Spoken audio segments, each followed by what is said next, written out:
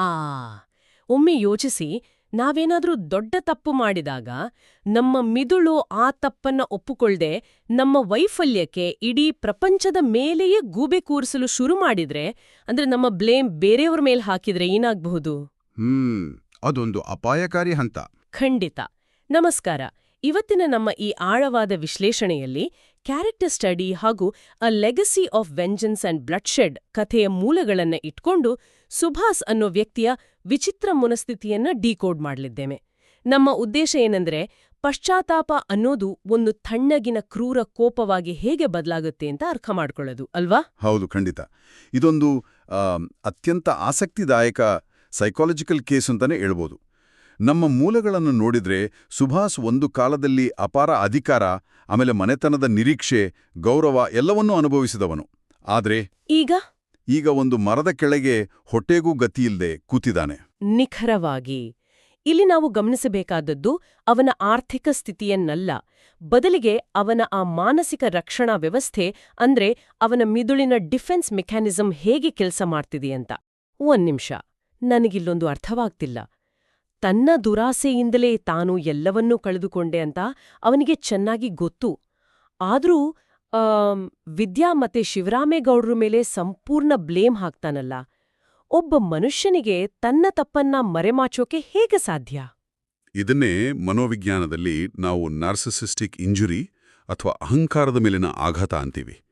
ಸುಭಾಷ್ ಬೆಳೆದು ಬಂದ ರೀತಿ ಇದೆಯಲ್ಲ, ಅವನಿಗೆ ಸಿಕ್ಕಿದ್ದ ಪ್ರತಿಷ್ಠೆ ಅವನ ಈಗೋವನ್ನು ಎಷ್ಟು ಬೆಳೆಸಿದೆ ಅಂದ್ರೆ, ನಾನು ತಪ್ಪು ಮಾಡಿದೆ ಅಂತ ಒಪ್ಪುಕೊಳ್ಳೋದು ಅವನ ಅಸ್ತಿತ್ವಕ್ಕೆ ದೊಡ್ಡ ಪೆಟ್ಟು. ಹಾಗಾಗಿ ಅವನಿಗೆ ಹೌದು, ಹಾಗಾಗಿ ಅವನ ಮಿದುಳು ತನ್ನನ್ನು ತಾನು ರಕ್ಷಿಸಿಕೊಳ್ಳಲು ಆ ಹತಾಶೆಯನ್ನು ಹೊರಗಡೆ ತಿರುಗಿಸುತ್ತೆ. ನನ್ನಿಂದೇನೂ ತಪ್ಪಾಗಿಲ್ಲ, ಇವರೇ ನನ್ನನ್ನ ಈ ಸ್ಥಿತಿಗೆ ತಂದಿದ್ದು ಅಂತ ಅವನು ಸಂಪೂರ್ಣವಾಗಿ ನಂಬಲು ಶುರು ಮಾಡ್ತಾನೆ. ಅಂದ್ರೆ ಇದು ಒಂಥರ ಸಿಂಹಾಸನ ಕಳೆದುಕೊಂಡ ರಾಜ ತನ್ನ ಪ್ರಜೆಗಳೇ ತನ್ನ ಶತ್ರುಗಳು ಅಂತ ಭ್ರಮಿಸುವ ಹಾಗೆ ಅಲ್ವಾ? ಹಾಗಾಗಿ ಅವನಲ್ಲಿ ಈ ತಣ್ಣಗಿನ ಕ್ರೂರ ಕೋಪ ಹುಟ್ಕೊಳ್ತಾ. ಖಂಡಿತ. ಕೋಪ ಅನ್ನೋದಕ್ಕಿಂತ ಅದೊಂದು ಬಗೆಯ ಹತಾಶೆ. ಯಾಕಂದ್ರೆ ಕಥೆಯಲ್ಲಿ ಆತ ಶಿವರಾಮೇಗೌಡರ ಮೇಲೆ ಕಾರು ಹತ್ತಿಸಿ ಕೊಲ್ಲಲು ಪ್ರಯತ್ನಿಸುವ ದೃಶ್ಯ ಇದೆಯಲ್ಲ, ಅಲ್ಲಿ ಯಾವುದೇ ಆವೇಶ ಇರಲ್ಲ. ಆಕ್ಸಿಡೆಂಟ್ ಆದ ಮೇಲೆ ಅವನ ಮುಖದಲ್ಲಿ ಯಾವುದೇ ಪಾಪ ಪ್ರಜ್ಞೆ ಇಲ್ಲ, ಬದಲಾಗಿ ಒಂದು ರೀತಿಯ ಕ್ರೂರ ತೃಪ್ತಿ ಇರುತ್ತೆ. ಇದು ತುಂಬಾನೇ ವಿಚಿತ್ರ ಅನ್ನಿಸ್ತು. ಅದೇ, ಇಲ್ಲಿಯೇ ನಾವು ಶಿವರಾಮಗೌಡ ಮತ್ತೆ ಸುಭಾಸ್ ನಡುವಿನ ವ್ಯತ್ಯಾಸವನ್ನು ನೋಡ್ಬೇಕು. ಒಂದೆಡೆ ಶಿವರಾಮಗೌಡರು ನಾನೇನು ತಪ್ಪು ಮಾಡದೆ ದೇವರೇ ಅಂತ ತೀವ್ರ ಪಾಪಪ್ರಜ್ಞೆಯಿಂದ ರಸ್ತೆಯಲ್ಲಿ ಅಲಿಯುತ್ತಿರ್ತಾರೆ ಗೊತ್ತಾ? ಅವರು ತಮ್ಮ ನಿರ್ಧಾರಗಳ ಜವಾಬ್ದಾರಿಯನ್ನು ಹೊರ್ತಿದ್ದಾರೆ. ಹೌದು, ಅವರು ಸಂಬಂಧಗಳ ಮೌಲ್ಯವನ್ನು ಅರ್ಥ ಮಾಡಿಕೊಂಡಿದ್ದಾರೆ. ಆದರೆ ಸುಭಾಸ್ಗೆ ಆ ಕ್ಷಣದಲ್ಲಿ ಶಿವರಾಮಗೌಡರು ತನ್ನ ಸ್ವಂತ ದೊಡ್ಡಪ್ಪನಾಗಿ ಕಾಣುತ್ತಿಲ್ಲ, ಕೇವಲ ತನ್ನ ವೈಫಲ್ಯದ ಸಂಕೇತವಾಗಿ ಕಾಣುತ್ತಿದ್ದಾನೆ. ಅಂದ್ರೆ ಆ ಸಂಕೇತವನ್ನು ನಾಶ ಮಾಡಿದ್ರೆ ತನ್ನ ಸಮಸ್ಯೆಗಳೆಲ್ಲ ಬಗೆಹರಿಯುತ್ತವೆ ಅನ್ನೋದು ಅವನ ಭ್ರಮೆ. ಜವಾಬ್ದಾರಿ ತಗೊಂಡ್ರೆ ತೊಳಲಾಟ ಶುರುವಾಗತ್ತೆ, ಅದರಿಂದ ನುಣ್ಚ್ಕೊಂಡ್ರೆ ಸುಭಾಷ್ ತರ ಒಂದು ಸೈಕೋಪ್ಯಾಥಿಕ್ ಕ್ಲಾರಿಟಿ ಸಿಗತ್ತೆ ಅಂತನಾ? ನಿಖರವಾಗಿ ಹೇಳ್ರಿ, ಸುಭಾಷ್ ಸಂಪೂರ್ಣವಾಗಿ ಮನುಷ್ಯತ್ವವನ್ನು ಕಳಚಿಕೊಂಡಿದ್ದಾನೆ. ಆದ್ರೆ ನೋಡಿ, ಈ ಭ್ರಮೆ ಅವನನ್ನ ಆಸ್ಪತ್ರೆಯ ಐಸಿಯುವರೆಗೂ ಕರೆದೊಯ್ಯುತ್ತೆ. ಆಸ್ಪತ್ರೆಯಲ್ಲಿ ದೊಡ್ಡಪ್ಪ ಬದುಕುಳಿದಿದ್ದಾನೆ ಅಂತ ಗೊತ್ತಾದಾಗ ಈ ಸಲ ತಪ್ಪಿಸ್ಕೊಳ್ಳೋದಿಲ್ಲ ಅಂತ ಚಾಕು ಹಿಡಿದು ನುಗ್ಗುತ್ತಾನೆ. ಹೌದು, ಅದೊಂದು ಹೈಡ್ರಾಮಾ ಸೀಕ್ವೆನ್ಸ್. ಅದೇ, ಆಸ್ಪತ್ರೆಯಲ್ಲಿ ಭದ್ರ ಕೂಡ ಈ ಸ್ಥಿತಿಗೆ ಕಾರಣ ನೀನೇ ಅಂತ ವಿದ್ಯಾಳ್ನ ನಿಂದಿಸ್ತಿರ್ತಾನೆ. ಇಷ್ಟೆಲ್ಲ ನಡೆಯುವಾಗ ವಿದ್ಯಾ ನಿಜವಾಗಿಯೂ ಇಲ್ಲಿ ಬಲಿಪಶುವೆ. ಆಸ್ಪತ್ರೆಯಂತಹ ಜಾಗದಲ್ಲೂ ಸುಭಾಸ್ ಕಣ್ಣಲ್ಲಿರುವ ಈ ರಕ್ತದಾಹ ಅವನನ್ನ ಎಲ್ಲಿಕ್ಕೊಂಡೊಯ್ಯಬಹುದು? ಇದು ನಾವು ಸೂಕ್ಷ್ಮವಾಗಿ ಗಮನಿಸಬೇಕಾದ ಅಂಶ. ಭದ್ರನ ಕೋಪ ಬೇರೆ, ಸುಭಾಷ್ನ ಕೋಪ ಬೇರೆ. ಭದ್ರನದ್ದು ತನ್ನ ಕುಟುಂಬ ಈ ಸ್ಥಿತಿಗೆ ತಲುಪಿತಲ್ಲ ಅನ್ನೋ ಹತಾಶೆಯಿಂದ ಬಂದ ಕೋಪ. ಅರ್ಥ ಆಯ್ತು. ಅದೇ ಸುಭಾಷ್ನದ್ದು ಲೆಕ್ಕಾಚಾರದ ಕ್ರೌರ್ಯ.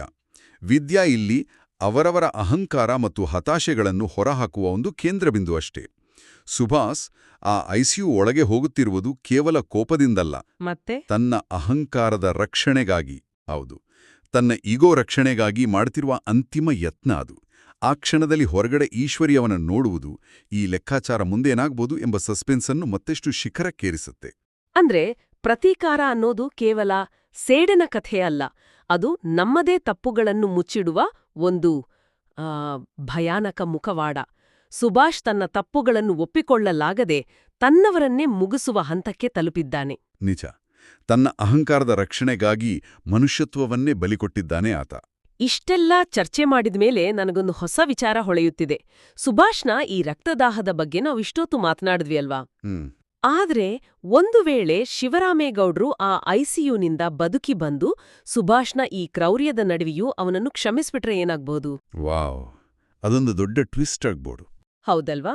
ಕೇವಲ ದ್ವೇಷ ಮತ್ತು ಸೇಡಿಗಾಗಿ ಪ್ರೋಗ್ರಾಂ ಆಗಿರುವ ಸುಭಾಷ್ನ ಮಿದುಳು ಆ ಸಂಪೂರ್ಣ ಕ್ಷಮೆಯನ್ನು ಹೇಗೆ ಸ್ವೀಕರಿಸಬಹುದು? ಆ ಕ್ಷಮೆ ಅವನ ಕ್ರೂರ ಅಹಂಕಾರವನ್ನು ಶಾಶ್ವತವಾಗಿ ಒಡೆದಾಕಬಹುದೇ? ನಾವು ಕಳೆದುಕೊಂಡದ್ದನ್ನು ಹಿಂಪಡೆಯಲು ದ್ವೇಷ ಒಂದೇ ದಾರಿಯೇ? ಇದು ನಿಜಕ್ಕೂ ಯೋಚಿಸಲೇಬೇಕಾದ ಪ್ರಶ್ನೆ. ಮುಂದಿನ ಬಾರಿ ಭೇಟಿಯಾಗೋಣ.